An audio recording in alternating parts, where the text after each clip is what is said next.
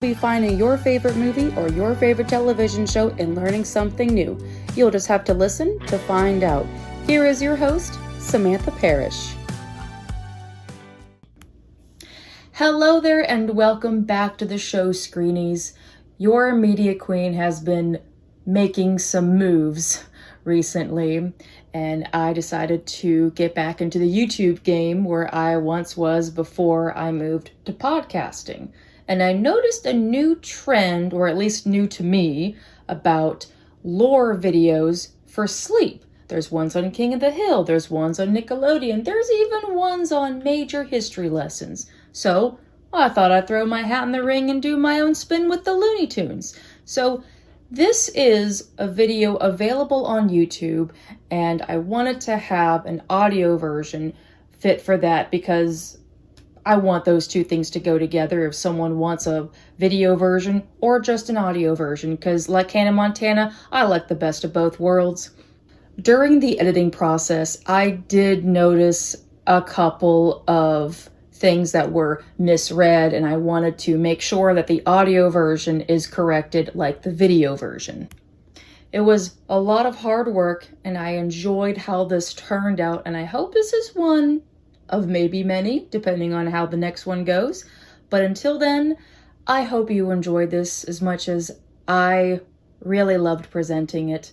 So this is Looney Tunes lore to help you fall asleep. Enjoy. Probably seems fitting to start one of these types of videos out with the very thing that I personally love to fall asleep to, the Looney Tunes. The history of the Looney Tunes goes on and on just about as long as they have gone on and on and on and on.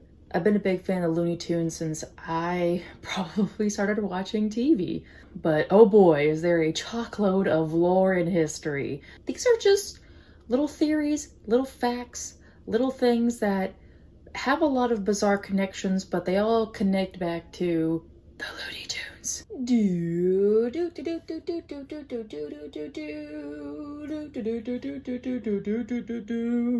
So one thing that's funny is Bugs Bunny is your titular character that goes, "Yeah, what's up, Doc?" Turns out his voice actor, the famous Mel Blanc, has a hatred of carrots. That every time that he finished a take with the chewing of the carrots for Bugs's catchphrase, he would just go, I mean, not everybody's carrot people, and to think that the famous actor voicing a character who loves carrots hates carrots, it's kind of hilarious. He won't eat carrots, but he will absolutely stand in for any actor that cannot get a certain line across. One of the actors that they worked with very frequently but wasn't credited for a long time was Arthur Q. Bryan, the voice of Elmer Fudd. In 1957, when they worked on What's Opera Doc, everything was going well, but Arthur couldn't say one certain word. During the big typhoon, hurricane, earthquakes, smash! You can definitely tell that's Bugs and not Elmer. Another weird thing that I found out that, don't think I'd ever really put together. It wasn't until I got the Platinum edition of the Looney Tunes to get into the lore of Ralph Phillips. It was first featured in 1957 by Chuck Jones, and he does what, any person would do, or anyone with ADHD would do, and daydream. His first appearance is from A to ZZZZZ, where he daydreams in class, imagining himself as a pilot, explorer, and other things. And then he got into Boyhood Days in 1957, but then there wasn't going to be another Ralph Phillips for quite some time. He has a cameo in Space Jam and has another cameo in the Looney Tunes cartoon Livin' the Daydream, which is a bit of a hilarious full circle moment because his whole spiel is about his having a fantastical imagination in his mind about what he wants to do, and to have a daydream storyline be explored again where he gets to be the cameo involved, it is kind of hilarious. And for the most of it, Ralph Phillips, not a bad little thing to get into. It's a funny little side mission adventure that the Looney Tunes company went through. So this isn't really pertaining to Looney Tunes, but it does have to do with the influence Christopher Walken has gone on to say that most of his performances are based off of Bugs Bunny, but he will not tell which one is based off of Bugs Bunny. So another short to talk about is probably one of my favorites, and that's Invasion of the Bunny Snatchers, which has been hailed as one of the scariest cartoons. I would say it's spooky, but not scary. It's very morbid when you look at it, but it is kind of a first for a lot of things. This was the first time that Bugs Bunny, Daffy Duck, Yosemite Sam, Elmer Fudd, and Porky Pig are all in the same animation short. You know, it's a sausage fest, but usually a lot of them exist either in different pairings. Like you have Bugs and Porky for one, or you have Bugs and Daffy for one, or you have Porky and Sylvester for one. This is a different venture to kind of get the most out of it, to make it feel more like it's parody of Invasion of the Body Snatchers. But as much as this is a first, it's also a last of only 4 Warner Brothers cartoons in which Bugs Bunny is pitted against 3 of his main antagonists. Yosemite Sam, Elmer Fudd, and then his sometimes best friend but also pain in the ass Daffy Duck. The previous 3 were This Is Life from 1955, A Star Is Born in 1956, and then Blooper Bunny in 1991. In one of the close-ups, the fake Daffy's mouth is replaced with a video recording of a human mouth lip-syncing the lines. It is called Synchrovox, which is the same used for the series Clutch Cargo, which, it's not exactly the greatest, but Pulp Fiction referenced it, so there's that. They also went as far as to make a real-life reference when Yosemite Sam says, "Help, I've fallen and I can't get up!" And it's like, where have I heard that before? What famous line is that from? Like, I even need to tell you guys. And if that wasn't enough on the references, it ends with a reminiscent artwork of Terry Gilliam's animations of Monty Python, which a lot of people kind of saw immediately, like, okay, so you had to do Clutch Cargo and now you're doing one of the best ones ever. The Looney Tunes has a bit of a unspoken reputation that you have to have a one-man show. Mel Blanc did virtually all the voices for the characters, but over time after Mel Blanc's passing and trying to figure out, well, who can you pass the torch to, and it got hard to find somebody that could do a one-man show like Mel Blanc did. That fell eventually to Eric Bauza, who has taken on the role of many of the characters in the same fashion Mel Blanc did. So I have to confess that one of my favorite Looney Tunes spin-offs of their originals that took on a life of their own is Duck Dodgers. And if you look at the way that this cartoon came together, you'd be surprised how many people said yes to this. There's a hilarious coincidence that's involved with the woman who was the voice of the Martian Queen, Tia Curry, who we all know as, well, a couple of things, either True Lies or Nani from Lilo and Stitch. You're either going to see her as the sister who is absolutely fucking done, or the Martian Queen that secretly has the hots for Duck Dodgers. This woman has a strange range, and I am okay with that. Another part of Duck Dodgers that I absolutely love, and I'm sure a lot of other people do, is Tom Jones providing the opening theme to Duck Dodgers. And this man did not have to go 110%, but that's just what Tom Jones did. You can definitely tell where the inspiration came from of a familiar project he did, you know, a little Bond movie called Thunderball. And if you listen to the opening and then you listen to Thunderball and tell, okay, I see where the inspiration came from, but still, who can say no to Tom Jones' songs?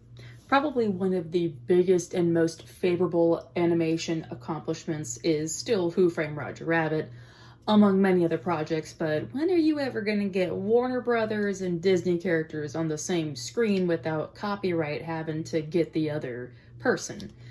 And the deal was for the movie that every character has to have the same amount of screen time. Even if one goes off screen, the other one needs the same amount of time. Same thing for Daffy Duck and Donald doing their little bit in the bar. But Disney ended up winning over Warner Brothers in the end. When Eddie Valiant is falling, Mickey Mouse is shown just a few seconds before Bugs, and there's not an allotment of screen time. But ironically, Robert Zemeckis went in on this movie with Steven Spielberg, who did help with something called Tiny Toons, that is just basically Looney Tunes 2.0. So one thing that I never asked, and it's also been joked about, is where does Bugs get his origin name from? Like, that's a very unique name to give a bunny rabbit character. And it's not referring to an insect or some of the other various things like Bugsy Malone, like Bugsy being a name. You know, it's kind of wondering, it, you know, in the 1950s, 1940s mentality, was that how we got his name? Yes and no. Bugs is a common nickname for someone who is bug-eyed and shifty, which is basically Bugs Bunny, which does make sense about his namesake. But still, it was kind of a hilarious way to find out his origin story is accurate and also different than what I thought. In 1960 to 1975, Bugs Bunny got his own show, and that's... Hold on a second. So I actually found out that there is a slight timeline adjustment. There was one that came out in 1948, and then that's where the other Bugs Bunny one comes in. Okay, continue. Probably where we know most of the most favorable Bugs Bunny cartoons.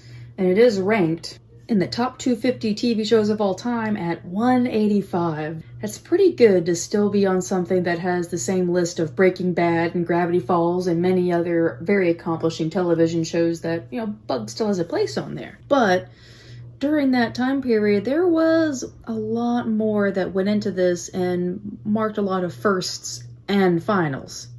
The animated show marked the last Billy Bletcher animation role, who had a big part to play, because where you look at Bugs Bunny falling in the 40s and the 50s and the 60s, you know, that's a lot of years to be a part of this whole Warner Brothers world. And this is something else I found, that during the opening credits of the parade of characters, you have Tweety Pie, Speedy Gonzales, Hippity Hop, Yosemite Sam, Sylvester the Cat, Elmer Fudd, Pepe Le Pew, Wile E. Coyote, Foghorn Leghorn, and then follows the re-entry of Bugs Bunny and Daffy Duck. But you know who's not there? The Roadrunner, which is kind of for another reason. Not just because Roadrunner is very much entirely existing in the Wile E. Coyote universe, and that's kind of where he's at, but that's also where he's at. During that time, he was given his own separate introduction when the show was renamed the Bugs Bunny and Roadrunner Hours. So he wasn't tossed aside, he was just given his own spotlight, which I'm sure Wile E. was pissed about, but that's just who Wile E. Coyote is. He's always wily about that. But then there was more that they want to do with Bugs and insert character here. They had the Bugs Bunny show, and then they had the Bugs Bunny Roadrunner Hour, and then they had the Bugs Bunny and Tweety show, because of course you have to give the most pissant character of Putty Cats his own show. And then finally there was the Bugs Bunny Looney Tunes Comedy Hour, where they really got to get everybody involved, and they're not just going to be a mentioned side characters, because, you know, none of them want to have it that way. Especially Daffy. And then recently, Bugs Bunny Builders. It's almost like they took the Bugs Bunny idea with Bob the Builder. That's a very weird way to have to explain that, but that's literally what I'm reading here. They're just building things, which is hilarious considering these are very destructive characters in the beginning, so maybe some Acme insurance was starting to breathe down their shirt collars. I mean, they could just absolutely blink and something would explode. And we all know that the whole Coyote versus Acme thing is going on, so I'm sure the Looney Tunes are trying to make sure that they don't keep getting themselves into a lot of destructive scenarios. But it is very visually unique about how they make this. Like, if you were to put Bugs Bunny with a whole bunch of characters that make things, you would want to see the things that they would make would be a reflection on who they are and what they do and the kind of fun they stand for.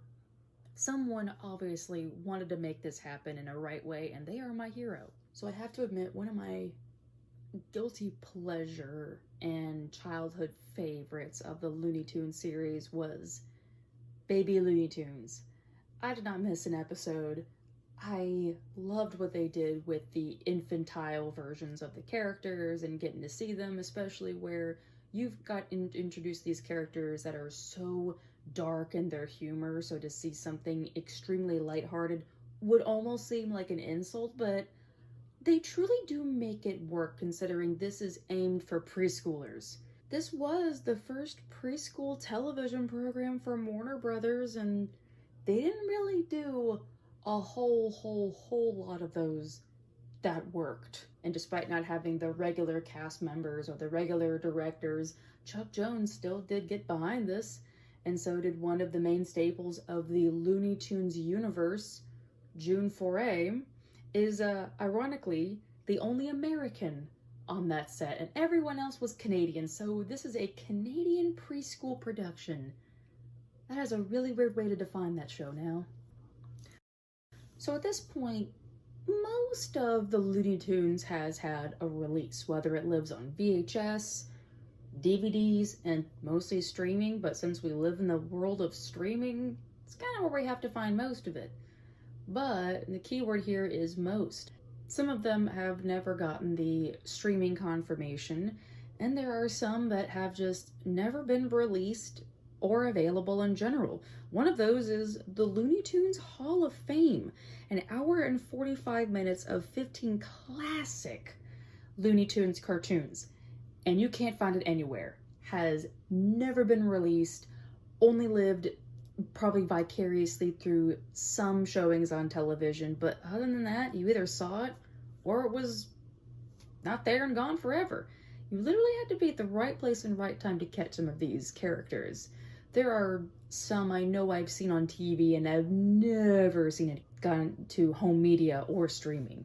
So funny enough, there has always been some sort of reference to Batman as far back to the 1940s, and also, funny enough, Daffy is usually the one that references Batman. Batman! Strange coincidence or not, that's still hilarious. But in 1981, there was a movie called the Looney Bugs Bunny movie. And in Act 2, called The Unmentionables, the two policemen from the court are named Clancy and O'Hara. And these two female detectives are based off of the officer Clancy O'Hara from the 1966 Batman series. I don't know how or why they didn't get the Adam West to be in there, because that would have been a hilarious full circle moment, but eventually we might get an actual Batman in one of the Bugs Bunny cartoons. And maybe Daffy would be the one to say it, I don't know. He was Batman for one episode. Another first for the Looney Tunes comes in 2011 when the Looney Tunes show came out. It is one of the first Looney Tunes series to be rated TV PG. I mean, let's face it, Looney Tunes has been needing some PG probably since the first tune came out. But since this does deal with some more adult jokes and they're on Cartoon Network, you can't play with fire that much, and things were starting to be looked upon a little bit more closely of what children were watching, so I can say they just threw that PG up there just to make things safe. But the show also had a first edition to give Daffy a girlfriend. God bless that female duck for what she has to put up with, because let's face it, no one wants to date Daffy. I don't know what in the world Tina did, but Tina is probably one of the most successful characters that was never seen or heard from again. She is basically the Daryl Dixon of the Looney Tunes show to just exist there. Whereas Lola Bunny had a life after Space Jam, Tina never did. And that's kind of sad, because that was a very enjoyable character that was able to not match Daffy's craziness, but actually make him calm the fuck down more. The patience that Tina has needs to be studied. But the show also had a really unique tidbit to Daffy Duck's history. In the show, there's an episode called Best Friends where Daffy's birthday is April 17th. And this is because the debut of Daffy Duck was April 17th, 1937. 89 years ago. And as one little last tidbit that is very Zodiac inspired, this was released on the year of the rabbit from the Chinese calendar in the Chinese New Year. So to find out that this had to come out for the year of the rabbit for a rabbit show, that's just a nice touch. So one of my personal favorite Daffy Duck cartoons is hands down Robin Hood Daffy. I know Carrie Elways was a great Robin Hood. And of course, Errol Flynn is so good at that he had to constantly make cameos, like in Rabbit Hood. Disney did a good Robin Hood, but Robin Hood Daffy. They just don't make certain Robin Hood adaptations of comedy, before we had a great one with Men in Tights. But the song that Daffy sings is set to the tune of the 17th century ballad, Come Lasses and Lads. His lyrics are loosely based off of that first verse. Come lassies and lads, leave of your dads, and away to the Maypole High. For every fair has a sweetheart there, and the fiddler's standing by. For Willie shall dance with Jane, and Johnny has got his Joan to trip it, trip it, trip it, trip it, trip it, trip it, trip it, trip it, trip it, trip it, trip it. You get it, And then there's the other song that Porky sings, The Ballad of Barbara Allen, which funny enough, I'd never seen until recently when I got the platinum edition of the Looney Tunes. And for that one, Porky does not have a stutter. That man does not miss a beat. That must be his song to make sure that he doesn't become a scat man. So we're going to be going back onto some of the dudes behind the tunes. I feel like it's common now that you have people that have worked for numerous companies as long as they get to be in the world of animation. And one of those few people was John W. Dunn. He was a writer for The Magical World of Disney from 1955 until 1963, and after that, a lot of his works went right to the Warner Brothers.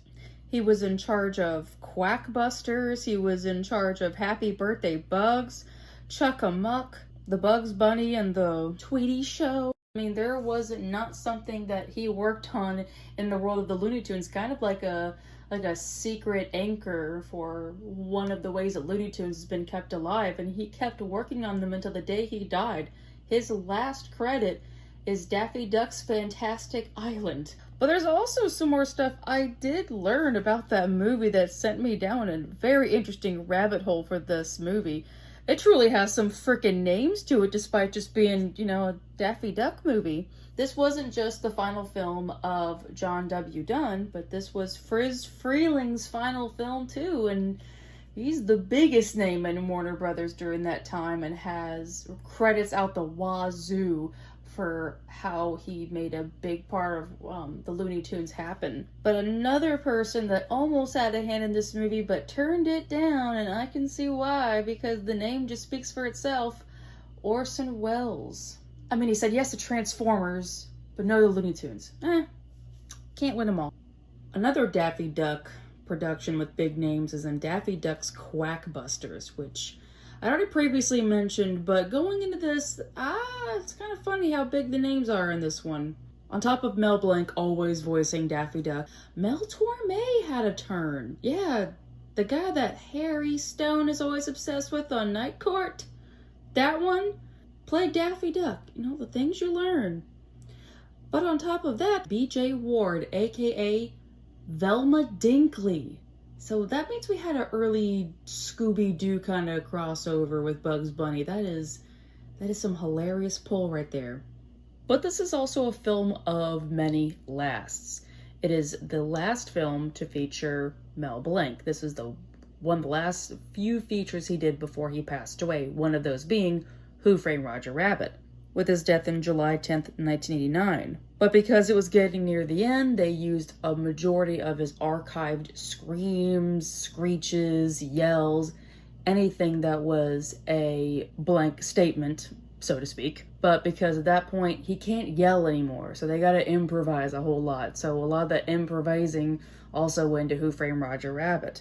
But not only was it the last Mel Blanc production, it was the last production to have both a theatrical and non-theatrical rating of G by the Motion Picture Association. So at that point, that rating started to get a little bit complicated after 1989. So as a Looney Tunes fan, you've got to ask yourself one thing. When was the last time I saw a Looney Tunes movie at the movies? Because if you look at their history, they've only existed in shorts, Space Jam, or live action movies like Looney Tunes Back in Action. There was a big hype over Coyote vs. Acme coming out only for it to be written as a tax write-off by Warner Brothers. And around that time, they had another film that was supposed to come out called The Day the Earth Blew Up in 2024. But Warner Brothers was so impressed that there was such a tight budget made for something that definitely looked like it cost a lot more money, and decided, hey, why not? We'll stream it on the streaming service Max. But Warner Brothers Discovery passed on the release, deciding to just cancel the film, just like Coyote vs. Acme. But that's where a little saving grace called Ketchup Entertainment comes in and bought the rights to The Day the Earth Blew Up to have it have a theatrically released in theaters, as well as reviving the original tax write-off of Coyote vs. Acme. But this film had a major help from someone else who worked for a different company that didn't even tell said company he was working on this movie. Eric Urquhart, I hope I got his name right, is a full-time employee at a little place called DreamWorks Animation, something that has little to no involvement with the Looney Tunes, considering that's Warner Brothers. But because this went to Ketchup Entertainment, there was a little bit of some flexibility to do some moonlighting work onto this movie. And this was the first hand-drawn animated film working with a close-knit group of collaborators that worked on other projects. But because this is considered an indie project, you know, you can get people from different places and just have fun and work together. It was the first time that you're able to grab people and work on a project, and man, does it show. The whole movie does look like it is a secret project. So you have help from Ketchup Entertainment, you have help from someone who worked at DreamWorks, and you also have someone who helped out from a show called Super Jail. Christy Caracas worked on the film as a part of the visual department, which makes even more sense why it's so visually striking. Now, big thing to know, this specific movie does have correlation with the Looney Tunes cartoons that came out in 2019, where you already had preset actors that could just launch into the project that they've already been working on. But since this is in the hands of a different company, unfortunately you couldn't really get the people to step away from the project they're currently working on to go do another project. There just wasn't the time. So Bob Bergen, who usually is the voice of Porky Pig, had to be replaced by, well, someone you can always rely upon who's been doing it for quite some time, Eric Bauza. To think this was just going to be a movie they were just going to have as a tax write-off ended up becoming the turning point to bring back Coyote vs. Acme. Kind of makes this more of an important film to the Looney Tunes history. In 1964, the Porky Pig show came out, where finally one of the other characters, other characters got their own spiel. It was kind of hard to ignore someone who had such a standout voice that wasn't Bugs or Daffy. It had someone who wasn't mischievous and kind of fell victim to the circumstances around, which does make it very entertaining to see, okay, how is this plucky pork gonna get out of here? And for what it's worth, they did a lot of unique pairings until something just finally stuck. But what they put out in 1964 was a collection of the various shorts that he shared with the various characters like Daffy and Sylvester. The list goes on. But in 1969, the 78 shorts that were televised together on the show went through different airings. Sometimes they would call it Porky Pig and Friends instead of the Porky Pig Show, but like I just said, Porky isn't really by himself. They just want to make him look a little bit special, but unfortunately some people are like, yeah, no, that's the reason why he's the other character. He's just an accessory. What can we say? But at least he's a good, ending note. So when the Looney Tunes would come out, it would either be compilation sets or they would have new shorts altogether. Just go ahead and shell them out all in one go and give them hot on the presses. And in 1980, they did that with Bugs Bunny for a TV special called Bugs Bunny's Bustin' Out All Over. I really wish they redid that title, but that's what they went for. Upon looking at it, it has a lot of the specials and the shorts that we've seen today, between Portrait of the Artist as a Young Bunny, Spaced Out Bunny, and Soup or Sonic. Sort of in the same way that the Bugs Bunny Roadrunner movie came out that was just bugs basically telling about bugs. You know, it's all about bugs. But the Emmy nominees weren't kidding about bugs, and they gave the TV special an Emmy nomination. So whatever shorts were in there was enough to make a long impact to be recognized for an award of that stature. Early in the 1940s, there was another character that had a bit of a harder time to stand out and didn't become one of the main ones, but is a staple of the history, is Beaky Buzzard, which I never really gave this character a name, but I recognized him in other shorts, some that came out later on, but his first appearance was Bugs Bunny Gets the Boyd. Boyd. Yes, the Boyd. This was in 1942, and this is one that exists in certain classic episodes of the Looney Tunes. There's a mama buzzard that wants her children to learn to bring home their own dinner, so basically become your own DoorDash children. And one buzzard has a hard time. You know, he's kind of shy and kind of bashful, and he gets kicked out of the nest. You know, parenting 101, baby. And he's told he'd come back and bring a rabbit. And, well, that's where Bugs Bunny comes in. But, if you look at the character of Beaky Buzzard, he's had a hard time existing. Between this and then The Bashful Buzzard in 1945, that was a fresh remake that definitely needed to happen. But funny enough, this one is chock full of references that was just going on back in the day in 1941. Even so far up into the 1920 film range. There's a scene where Bugs believes part of his body is skeletal, is a reference to Harold Lloyd's execution in The Freshman from 1925.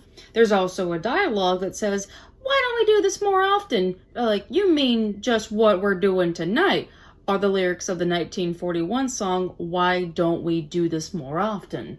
I mean, goodness Lord, if you're having fun at the job, have fun with your references. Another recognizable piece of 1940s history is Beaky Buzzard's voice and mannerisms are modeled after the radio character and ventriloquist dummy Mortimer Snurd, created by Edgar Bergen. Which, if you're a Roseanne fan, you might recognize that from the 4th season Halloween special. I guess that was just on the range. It had to be in 2 comedic projects. And because he's modeled after this character, they thought, why not name him after that? He was originally given the name the Snurd Bird before acquired the name of Beaky Buzzard. Unfortunately, they just didn't want to mess with that. But still, people get the mannerisms to catch the reference enough, and boy did it work. Because the buzzard hums the song Arkansas Traveler, which was Bergen's theme song on the radio, and people would have recognized that. So it's kind of funny when you're recognizing a character being portrayed to a T in another character that is kind of a nice little honor. But funny enough, you would think with a character that sounds so old, he'd be played by someone that is probably up there in range. Nope. He was done by an 18-year-old Kent Rogers.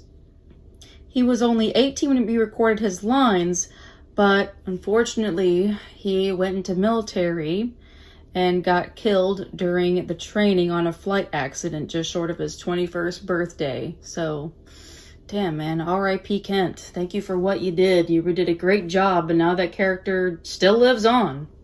But because of the fact that the actor died due to a military accident, there's a bit of a foreboding thing within the episode of Bugs Bunny Gets the Boyd, is that there are several Air Corps jokes and allusions that were made a part of the cartoon. I mean, it was the times, but also it does tug at your shirt collar knowing that someone also died in the military of an accident. It has a bit of a strange parallel to it.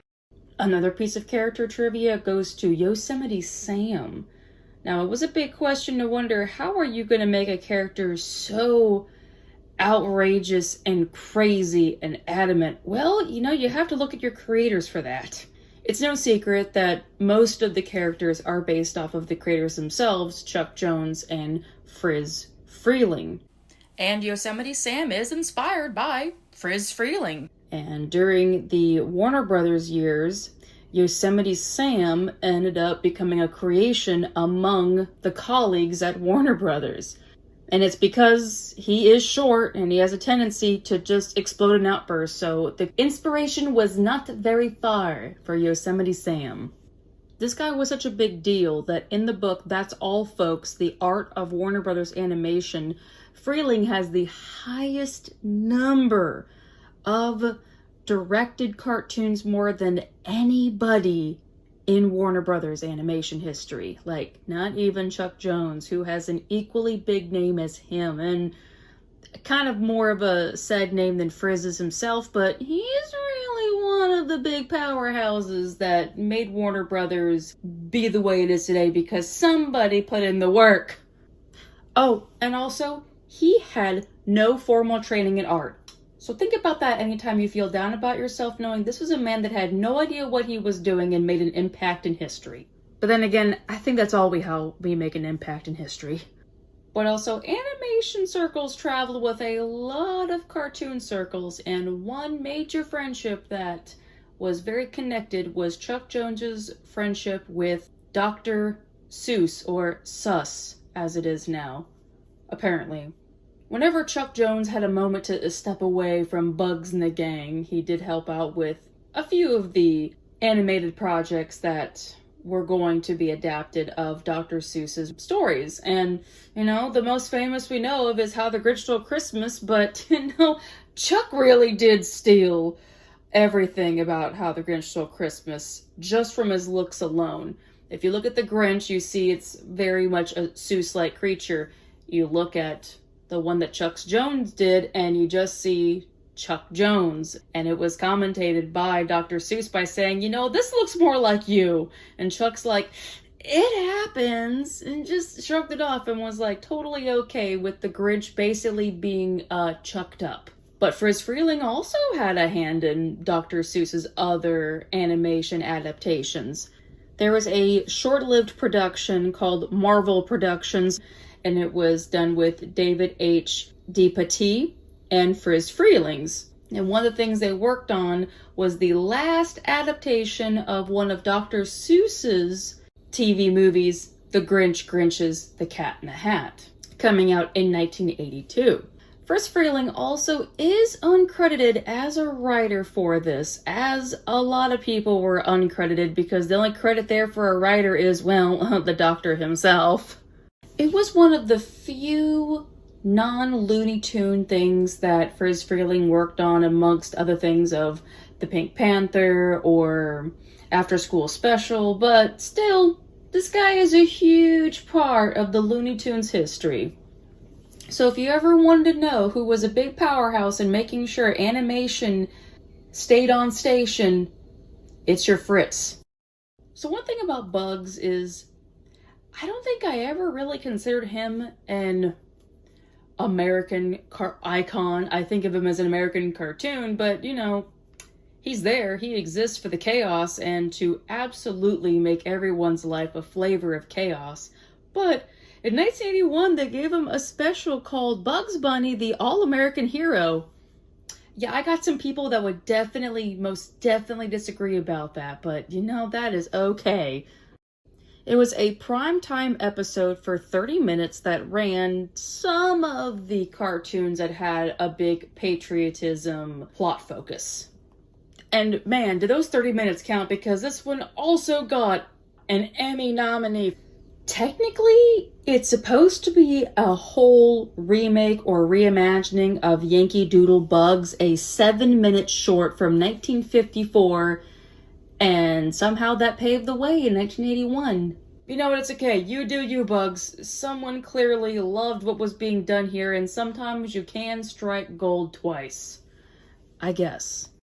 In 1954, there was an introduction to the Thug characters that had another short-lived run, kind of like Ralph Phillips in his short run, and, Beaky Buzzard and his very strange up and down history, popping all over the world. But these guys, they had a short-lived run, but man, did they make it count.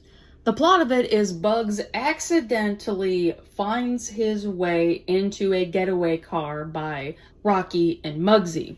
And whenever gangsters were made fun of, I mean, they did have a fun time making fun of the gangsters. It was hard to not love these characters that you knew were going to be fooled by a rabbit. And it was always fun every single time. But funny enough, this short ended up inspiring a certain guitarist from a band called Rush.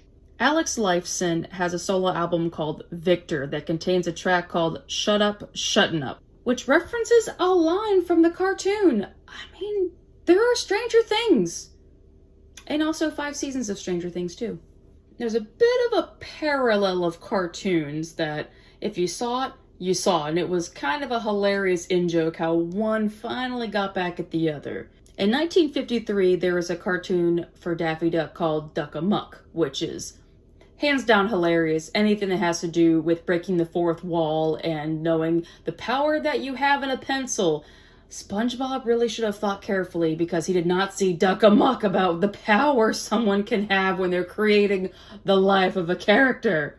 But that vengeance got served in Rabbit Rampage. In 1955, Bugs finds himself arguing with the cartoonist making everything and has no idea why in the world something like that is happening to him. Because karma sucks, Bugs. Karma sucks. But also in the 50s, Daffy had a very unique time being given a backstory because most of that is him married. Man, someone did not tell Tina that he is actually divorced. I hope they're divorced because there is never a mention about Daffy being married again. In 1955, a short called Stork Naked came out. That is also another sentence that has no right to be said like that.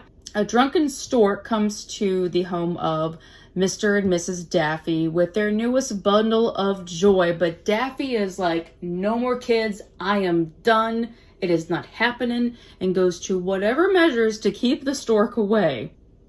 But in this specific one, Daffy's then wife, never seen again wife, does have a name, Daphne Duck, which is very not creative, but okay, we're in the sake for it, which I love the pun, but I also hate how it rolls off the tongue for being so close to Daffy Duck. I mean, come on, guys. This is why I love Tina more. But on top of this being one of the few shorts that Daffy is married, this is also one of the first that he flies. Since he was only married for a majority of the episodes, only flies for a majority of the episode, I assume Daphne Duck took flying in the divorce. Good for her.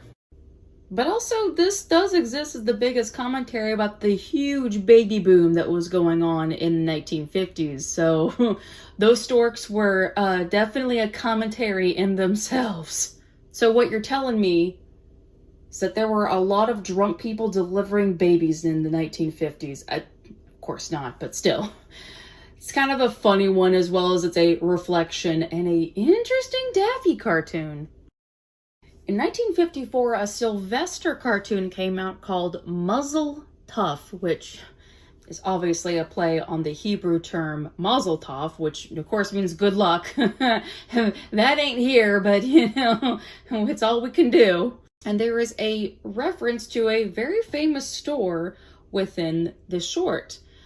The character Granny is depicted to live across from a business called R.H. Lacey and Company, which is a pun on the store Macy's. So within the Looney Tunes, there has been numerous depictions of Dr. Jekyll and Mr. Hyde. And as a fan of that horror series and how it can be depicted, the Looney Tunes has always been my favorite. But there was one that Sylvester and Tweety did in 1954, where you see a lot of some interesting horror elements going on here that makes you wonder, we're just a hop, skip, and a jump from being a horror movie. This is the time, this is the place. But the short also decided to go ahead and make itself a double reference by doing another famous horror film that came out within the same decade, The Fly. Which, you know, if you're Looney Tunes, you can definitely make anything possible. 1954 was a busy year. On top of making all of the Looney Tunes cartoons go on, they were still experimenting with other various characters. And Warner Brothers was not afraid to send an answer about monitoring other companies like Disney. At the time, the Chip and Dale characters were going around in Disney, so in response to the Chipmunk duo, they made I Go For You to make the Gopher Twins, named Chip and Dale and Macintosh. But also, Macintosh is a real British term, which is a term for a raincoat. But then in 1960, they're made to be the Goofy Gopher Twins and not polite as seen in 1954. So, they required an answer to Disney. I don't know what kind of answer it was, but it is an answer. But it's also not a bad cartoon either. It is very funny for what it is. But then again, if you look at the Chip and Dales, there are also other references to other references. So at this point, it's just becoming an inception. But the Gopher Twins did find other collaborations with other characters. In 1958, Gopher Broke came out, and the puns just keep getting better. That is like peak pun right there. I don't know why I haven't even used that one yet. It's got some hard mixed reviews because the Gopher Twins were a hit or a miss, but Gopher Broke also does have a little bit of its own self-reference, accidental cut, copy, paste, when the plot came up similar to a Tom and Jerry cartoon called Year of the Mouse, where Jerry and his friend are pulling practical jokes on a sleeping Tom and drive him nuts. And it's very similar to the plot that Gopher Broke has with Foghorn Leghorn just wanting his peace and quiet, and it's disturbed by the goofy gophers. Well, it just seems to be that mice and chipmunks and gophers are the true annoyance to bigger animals. It's just gonna keep happening. Nothing we can do about that. Now, it appears that the Looney Tunes is in a lot of the hands of many different people, from different entertainment industries, different directors, but there are just some times that a dibs is called. Cartoon Network actually did that. In 1991, Bugs Bunny's Lunar Tunes premiered, and it only aired exclusively on Cartoon Network. No other networks had that privilege. If that's ever a diva moment, that's a proud diva moment for Cartoon Network. But, funny enough, it's actually supposed to be a continuation of Spaced Out Bunny from 1981 that brought back Hugo the Abominable Snowman from 1961, because why not? So believe it or not, there was a dry spell for Daffy Duck stories. From 1968 until 1987, Daffy mostly lived in reruns. And it seems pretty easy to do when he can be paired with any character to be the annoyance of their day. The last episode that was made for him in 1968 was See Ya Later Gladiator, and the return was with The Duxorcist, which is kind of hilarious that the way they reintroduced Daffy Duck stories is having a parody of The Exorcist and Ghostbusters. Oh, and it also has the return of another one of Daffy Duck's love interest made for him. I don't know why they have to keep making women for him, because clearly he does not need one. God help it. No, that duck is not worth it. There was a character named Melissa Duck from The Scarlet Pumpernickel that makes a return in The Duxorcist. So, well, Daffy was married for a period of time, so I guess it wouldn't hurt for him to go back to a former episode fling. But it was unique on how they were able to do a few callbacks to some of the other Daffy Duck stories. One of those was Superior Duck in 1996 to be a remake of the 1956 Stupor Duck. And not only was it a remake, but they used it before a movie called Carpool. Whatever works, that was how the Looney Tunes lived, was being these prototypes for different movies to be like, well, now you have no choice but to sit through a Looney Tune cartoon before your feature presentation. And then it was decided to stretch this out even more into Looney Tunes Back in Action, where the cape of Superior Duck is given to Duck Dodgers during the climax of Looney Tunes Back in Action. I mean, it's a hell of a thing to use a remake that was a prototype for another movie as like pre-entertainment and then launch it into another movie. Well, it is their project, so they can do what they can, and they did what they did.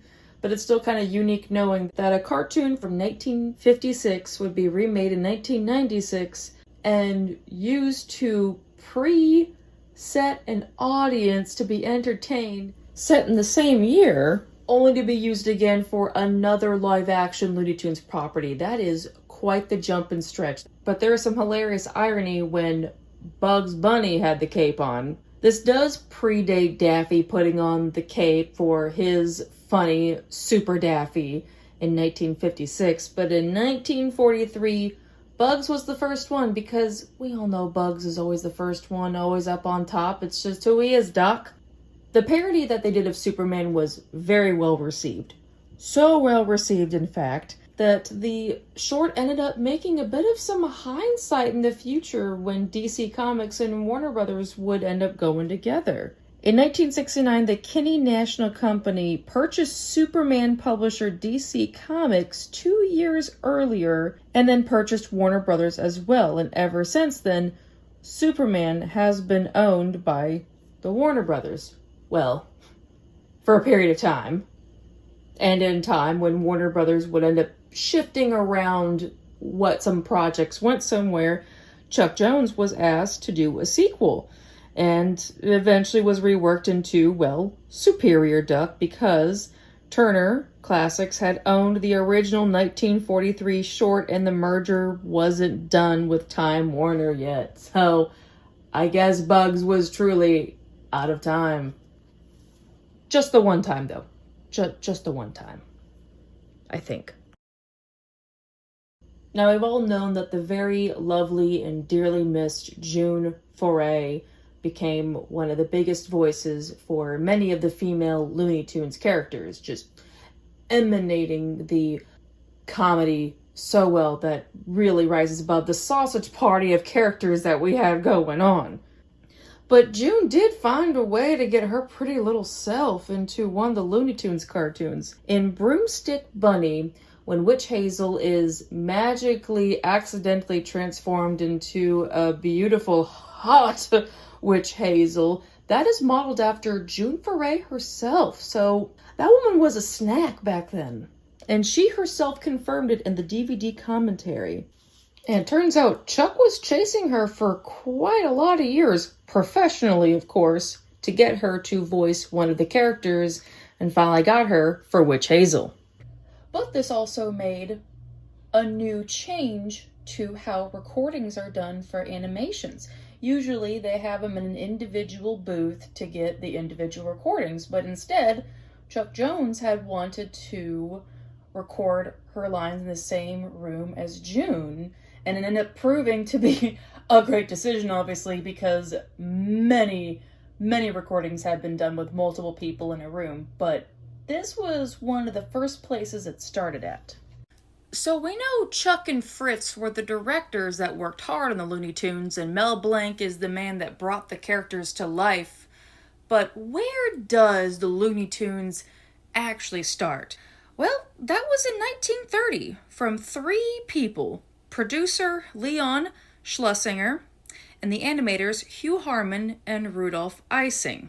Schlesinger was in full production until 1933, when he sold the studio to Warner Brothers Pictures in 1944, and then they renamed it the Warner Brothers Cartoons. So before it became the Warner Brothers, it was a Schlesinger cartoon. But the real idea does stem from one of the longest animated productions, The House of Mouse. Disney made a cartoon called Silly Symphonies, and they looked at that and just went, that sounds a little loony, and grabbed a whole bunch of people to put them together, and here we are today. Now, with that being such a long time ago, you know there's bound to be some cartoons that have not aged well, and time is the way it is, and time goes on, but there's no way to escape some of these very famous censored cartoons.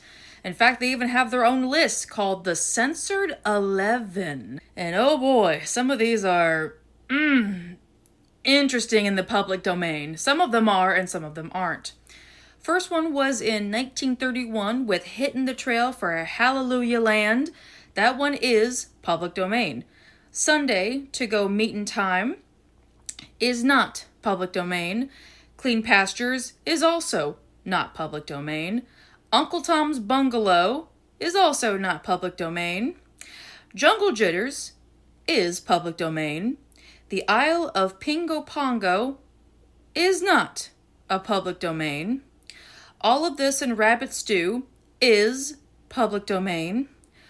Coal Black and Decebin Dwarves, oh god, that just rolls off the tongue so badly. That one is thankfully not public domain. Tin Pan and Alley Cats is not public domain. Angel Puss is also not public domain. And the last one, Goldilocks and the, oh lord, and the Jivin' Bears is not public domain. Only 3 of the 11 are able to be stomached or reissued or censored heavily to exist today. But yeah, there's no way to unring the bell for some of these. But another censorship that made it incredibly difficult is the character Speedy Gonzales, who we all know and love for his hype and his fastness, but if you're looking for a representation, Speedy wasn't the representation, and many Latino communities had cited their concerns that this is a harmful stereotype.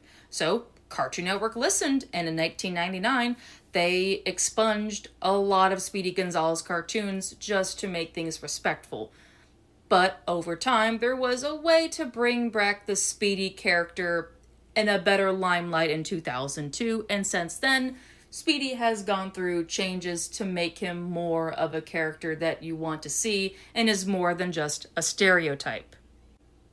And one of the entertainers that actually spoke up for many of these cartoons that had harmful stereotypes but didn't need to be expunged because there was still some greatness in there for the product of history that kept going forward, Whoopi Goldberg came to the defense.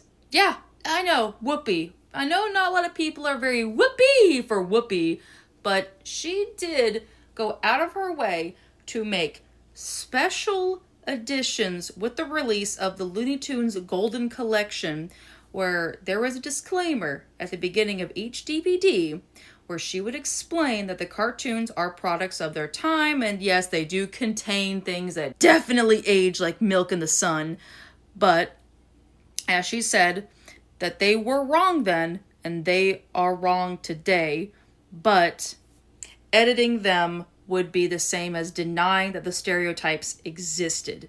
You can't exactly expunge history, but you can't expunge everything because, well, they are here today because they made a lot of people laugh. Unfortunately, at that time, racial and ethnic differences were caricatured in ways that may have embarrassed and even hurt people of color, women, and ethnic groups. Now, nobody intended it, but that's what happened. Now, some of the cartoons here reflect some of the prejudices that were commonplace in American society, especially when it came to the treatment of racial and ethnic minorities. Now, these jokes were wrong then, and they are wrong today. But removing these inexcusable images and jokes from this collection would be the same as saying they never existed. So they are presented here to accurately reflect a part of our history that cannot and should not be ignored. Laugh, and there are good things about it. And you can't look at one mistake and not look at the many things that did go right. Well, there were many things that did go wrong, but still, the many of the success should outweigh the negatives that we've learned from. So to end my little lore video, to help you guys go to sleep, I have one last little lore tidbit that is the best for last. There's a short called Nighty Night Bugs, which is hands down an amazing one, with court jester Bugs racing against the Black Knight Yosemite Sam and his sneezing dragon in pursuit of the singing sword. It is the only Bugs Bunny cartoon to receive an Oscar. You go on IMDb, it says the 6-minute show won an Oscar in 1958. That is quite amazing. Quite amazing.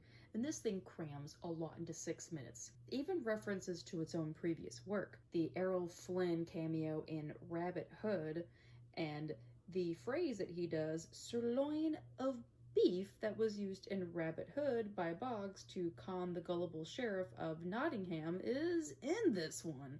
It's kind of nice when there is some universe that does exist uniquely.